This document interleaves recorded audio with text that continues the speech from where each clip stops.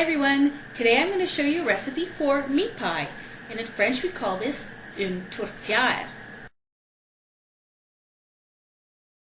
This is a traditional French-Canadian dish that's usually served for special occasions, at Christmas time and say New Year's.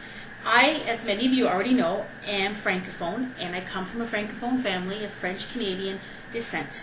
And my mother makes these, my grandmother makes these, and often they are served at family get-togethers. So I wanted to show you how I make them. This is my own take on tourtière, and just like many dishes like chili or even stuffing for that matter, every family has its own way of doing it, and every individual has their own way of doing it and putting in their own blend of spices. So obviously this may not be the way you make your tourtière or make your meat pie, but this is my take on meat pies, and it pretty much follows a traditional method of making it, more or less. Now, before I show you the actual recipe, I wanted to give you a little bit of the history of the tourtière. Now, the actual word tourtière, the origin of the word is there's a little bit of a debate exactly how that word was derived. Basically, I'll tell you about the story of how the one that was taught to me as a child. This is what I was told. In Europe, way back when, they used to make tourtière with passenger pigeons. They used to use the meat from passenger pigeons in the pies. Now, in French, the word for passenger pigeon is tourte. And here's a picture of one.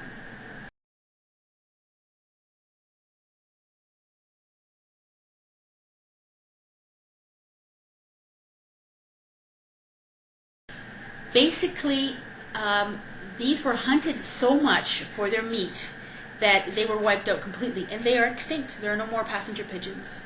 So now, instead of using passenger pigeons, they will use pork or beef or a combination of both, or even like I had at Christmas time this year, venison. There was moose and deer meat pies.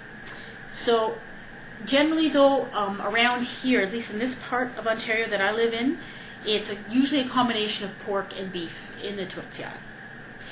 Anyway, that's basically it. So on with the recipe. Hope you enjoy it. Bye-bye. Start off with 1 pound of ground pork, or you can use half a pound of ground pork and half a pound of ground beef. Break this up. Add to this 1 chopped onion. This is about a medium-sized onion, and you're going to fry this up. Keep breaking it up the pieces so they get very small. Then you're going to add about 1/2 cup of water to this, and then 1/4 teaspoon of allspice, 1/4 teaspoon of nutmeg, and 1/4 teaspoon of cloves. Now you can add more or less of any of these things depending on the taste. About a teaspoon of salt and some freshly ground pepper. And continue to fry this until most of the water is evaporated. Then I add about a 1/4 cup of dried potato flakes. You can also add to this about a 1/4 cup of breadcrumbs as well. Just want something to help thicken it up a little bit and to absorb some of the juice. Now, the amount of juiciness in the pie is up to you. If you like really juicy pies, then make sure you leave some of that wonderful juice in the bottom. Then in an unbaked pastry crust, you're going to put in the meat mixture, spread it around, and pack it down.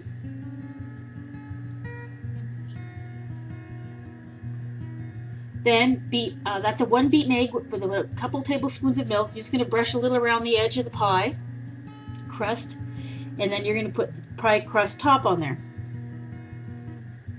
Now, I did a pie crust recipe for the actual dough, and that's in one of my other videos if you want to go look that up, if you're wondering how to make pie pastry. And then use a fork just to seal it all the way around.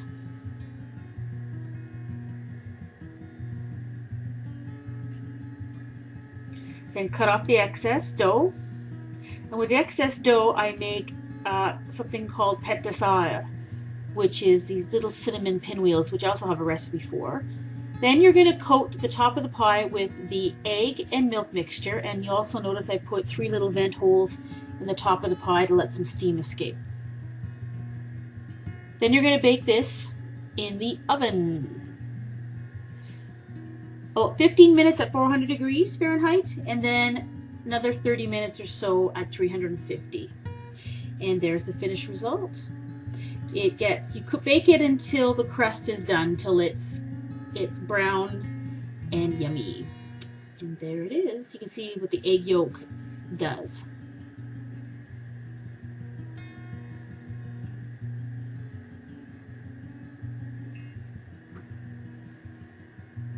This one turned out pretty good. Probably could have been a little bit juicier though. And this is also traditionally served with ketchup.